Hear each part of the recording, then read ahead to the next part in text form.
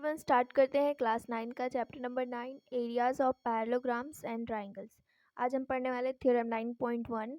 9.1 में क्या दिया हुआ है? Parallelograms on the same base and between the same parallels are equal in area. इसका मतलब ये है कि अगर दो पैरेललोग्राम सेम बेस पे हैं और बिटवीन द सेम पैरेलल्स हैं तो जो उनका एरिया आता है वो क्या होता है? इक्वल होता है। उसके प्रीवियस वीडियो में हमने देखा था कि सेम बेस का मतलब क्या होता है और सेम पैरेलल्स का मतलब क्या होता है। तो मैं यहाँ पे थोड़ा सा समझा देती हूँ। देखो, अगर आपको कोई भी डायग्राम दिया है, लेट सपोज मैंने यहाँ पे दो ट्राइंगल्स बनाए, एक ऐसा करके और ठीक है दूसरा ये। जब हमने देखा, देखो नाम दे देती हूँ ABCD, ये दो ट्राइंगल्स बनाए और देखो ये दोनों ट्राइंगल के जो बेस है ना वो सेम है। ये वाला BC इसमें भी आ रहा है और ये वाले ट्राइंगल का BC जो है इसमें भी आ रहा है। तो बेस क्या है? सेम है। तो इसको हम बोल देते हैं कि ऐसे ये फिगर्स जो हैं वो सेम बेस पे हैं, ठीक है। और सेम पैरेलल्स का मतलब क्या होता है कि अगर हम इन दोनों वर्टाइसेस से एक लाइन ड्रॉ करें, देखो ये लाइन ड्रॉ कर रहे हैं, तो ये दोनों जो वर्टाइसेस अगर एक ही लाइन में आ रहे हैं, सीधी लाइन स्ट्रेट लाइन ड्रॉ करनी है, अगर एक ही लाइन में आ रहे हैं तो इसका मतलब ये है कि ये दोनों कैसे हैं? बिटवीन दी सेम पैरेलल्स, ये वाली लाइन और ये वाली लाइन। मतलब ये क्या है? ये दोनों फिगर्स कैसे हैं? सेम पैरेलल्स के बीच में है, ठीक है। तो हमें ये तो समझ में आ गया। अब हमें ये प्रूफ करना है कि अगर ऐसे दो पैरेललोग्राम्स दिए हुए हैं सेम बेस पे और बिटवीन दी सेम पैरेलल्स पे, तो उसका जो एरिया भी होता है वो भी क्या होता है? इक्वल होता है। तो हमें यहाँ से एक करके प्रूफ करते हैं। देखो, टू प्रूफ में क्या करना है? सबसे पहले हम लिखते हैं टू प्रूफ एरिया ऑफ किसका? दो पैरेललोग्राम्स बनेंगे, एक तो ABCD, ठीक है, ये वाला ABCD, ठीक है। तो ये मैंने ले लिया ABCD और दूसरा जो बनेगा ये वाला, ठीक है। ये क्या है? Area of EDCF। ये हमें क्या करना है? प्रूफ करना है। तो हम स्टार्ट करते हैं इसका प्रूफ। देखो एक एक करके। सबसे पहले ये जो दोनों ट्राइंगल्स हैं, ये जो दोनों ट्राइंगल्स दिख रहे हैं उनको हमें क्या करना है? कॉन्ग्रुएंट दिखाना है, ठीक है। तो मैं लेती हूँ triangle, in triangle ADE and BCF, ठीक है। ये दोनों ट्राइंगल को क्या करना है? कॉन्ग्रुएंट दिखाना है। तो कैसे कॉन्ग्रुएंट दिखाएंगे? देखो, अगर मैं ये बात करूँ, ये जो ABCD है एक पैरेललोग्राम है क्योंकि ऑलरेडी दिया हुआ है parallelograms on the same base, ठीक है। तो ये वाला देखो सेम बेस पे कौन आ रहा है? कौन सा पैरेललोग्राम? एक तो डायग्राम ये यहाँ से देखो पूरा ये बनाओ, एक तो ये वाला बन रहा है, ठीक है। और दूसरा इसी बेस पे दूसरा पैरेललोग्राम कौन सा बन रहा है? ये वाला पैरेललोग्राम बन रहा है, ठीक है। तो दूसरा पे मतलब यहाँ पे एक ही बेस पे, और अगर आप लाइन देखोगे, देखो ये जो वर्टाइसेस है सारे एक ही लाइन में आ रहे हैं, ठीक है। ये सब पॉइंट एक ही लाइन में आ रहे हैं और ये लाइन इसके पैरेलल है, ये तो हमें गिवन है। तो यहाँ पे ऑलरेडी दिया हुआ है कि ABCD और EDCF क्या है? पैरेललोग्राम है। तो अगर ये पैरेललोग्राम है तो यहाँ से अगर आप देखोगे ध्यान से, ABCD मैं फिगर तोड़ के बनाती हूँ। देखो यहाँ पे मैं ये फिगर ले रही हूँ ABCD, ठीक है। तो जैसा जैसा फिगर बना है वैसा मैं लेती हूँ।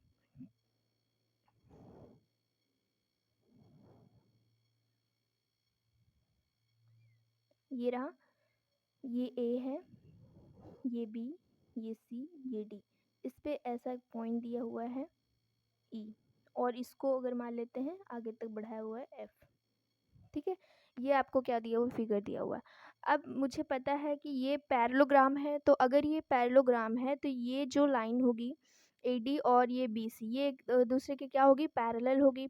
तो अगर ये पैरेलल होगी तो ये हम क्या बोल सकते हैं? इसको हम ट्रांसवर्सल बोल सकते हैं, ठीक है। ये ट्रांसवर्सल हो जाएगा। अगर ये ट्रांसवर्सल है तो ये वाला एंगल और ये वाला एंगल बराबर हो जाएगा, करेस्पॉन्डिंग एंगल। जैसे हम पढ़ते थे ना, जैसे मैं सिंपल तरीके से दो पैरेलल लाइंस दिया हो और ऐसा ट्रांसवर्सल दिया हो, तो ये जो एंगल होता है सेम पोजीशन पे जो रहता है, ये वाला एंगल, ठीक है। ये कैसे करस्पॉन्डिंग एंगल्स हैं, तो वो कैसे हो जाते हैं, बराबर हो जाते हैं। तो यहाँ पे भी हमने ये वाला करस्पॉन्डिंग एंगल लिया है, ये वाला, ठीक है। तो ये दोनों कैसे हो जाएंगे, बराबर हो जाएंगे। तो यहाँ से आप ये लिख सकते हो कि जो एंगल डी ए ई है वो बराबर है एंगल सी बी एफ के, सी बी एफ के। तो ये कैसे आया, तो ये हमने देखा कि ए डी पैरेलल है बी सी के, ठीक है, और एंड ट्रांसवर्सल लिया ए एफ ट्रांसवर्सल,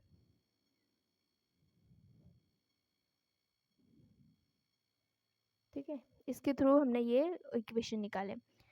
नेक्स्ट अगर मैं बात करूँ, सेम लेना है दूसरा वाला पैरेललोग्राम हमें लेना है। तो ये रहा दूसरा वाला पैरेललोग्राम। फिर से मैं डायग्राम बनाती हूँ। ये कुछ डायग्राम ऐसा दिया हुआ है, ठीक है। तो ये ई डी सी एफ, ठीक है, ये डायग्राम दिया हुआ और यहाँ से ये बी खींचा हुआ लाइन। अब इसमें क्या करना है, ईडी देखो, ये वाला जो ईडी है ये एक पैरेललोग्राम हो गया, तो ईडी इज पैरेलल टू क्या हो जाएगा, एफ सी के, ठीक है। ED is parallel to F C. तो अगर ED is parallel to F C हो गया और हमने ये मान लिया कि ये लाइन मैं आगे तक बढ़ा देती हूँ ए, ठीक है, ये मान लेती हूँ ए एफ क्या है, ट्रांसवर्सल है। अगर ये ट्रांसवर्सल है तो करस्पॉन्डिंग एंगल कौन से होंगे, तो करस्पॉन्डिंग एंगल ये होंगे, ठीक है। क्योंकि लाइंस देखो, लाइंस ये ना, ये इसको मत भूल जाओ, ये कुछ है ही नहीं, ये समझो, ठीक है। तो ये रहा और ये रहा। तो ये दो लाइंस कैसी हो गई, पैरेलल्स हो गई, और इसके बीच में ट्रांसवर्सल हो गया, और ये क्या हो गया, इसके एंगल्स हो गए। तो ये कैसे बोलेंगे, करस्पॉन्डिंग एंगल्स तो बराबर हो गए।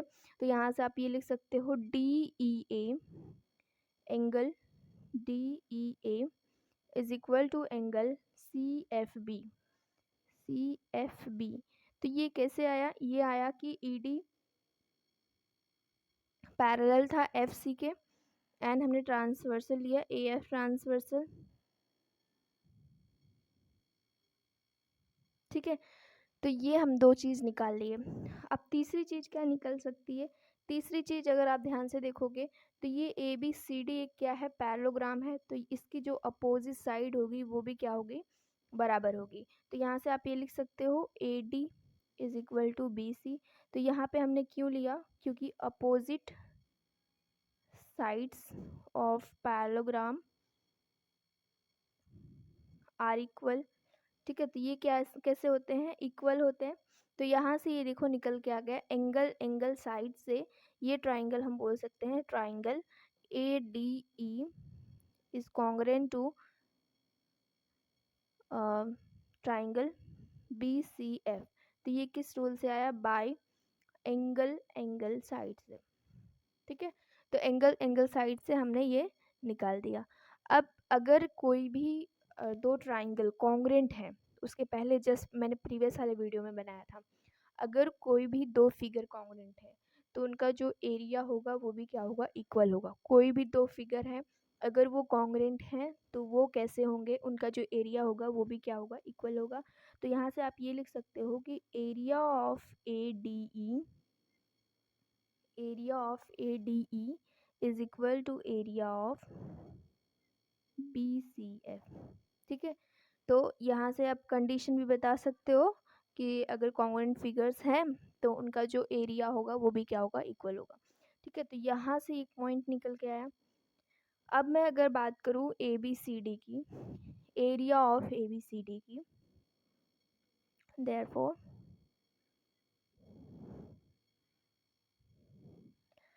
एरिया ऑफ, अगर मैं ए बी सी डी निकालूँ, अगर आप ध्यान से देखोगे ए बी सी डी में तो दो टुकड़े हैं ए बी सी डी के, दो पार्ट से मिलके बना हुआ है। एक तो ये ट्राइंगल हो गया और एक तो ये क्वाड्रिलेटरल हो गया। तो मैं दोनों को लिखती हूँ, area of A D E plus area of E B C D. ठीक है, ये दोनों पार्ट को मैंने दोनों पार्ट से ही मिलके ए बी सी डी पूरा बना हुआ है, तो ये मैंने लिख दिया। अब अगर हमने ऊपर प्रूव किया कि area of A D E किसके बराबर है, area of B C F के, ठीक है, plus area of E B C D.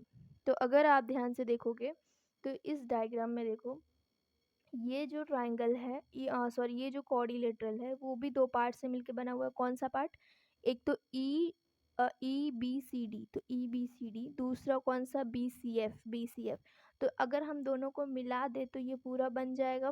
ठीक है, तो ये किसके बराबर हो जाएगा, area of E F C D.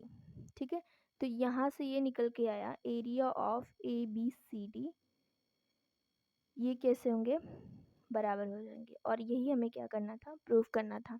ठीक है, तो कोई भी अगर फिगर्स हैं सेम बेस पे हैं, बिटवीन द सेम पैरेलल्स पे हैं, तो इनका जो एरिया होगा वो इक्वल होगा। ये इम्पॉर्टेंट है, ये आपको आगे भी काम आएगा। ठीक है, इसी को यूज़ करके हम सारे सॉल्यूशंस करेंगे। ठीक है, यही हमारा प्रूफ था।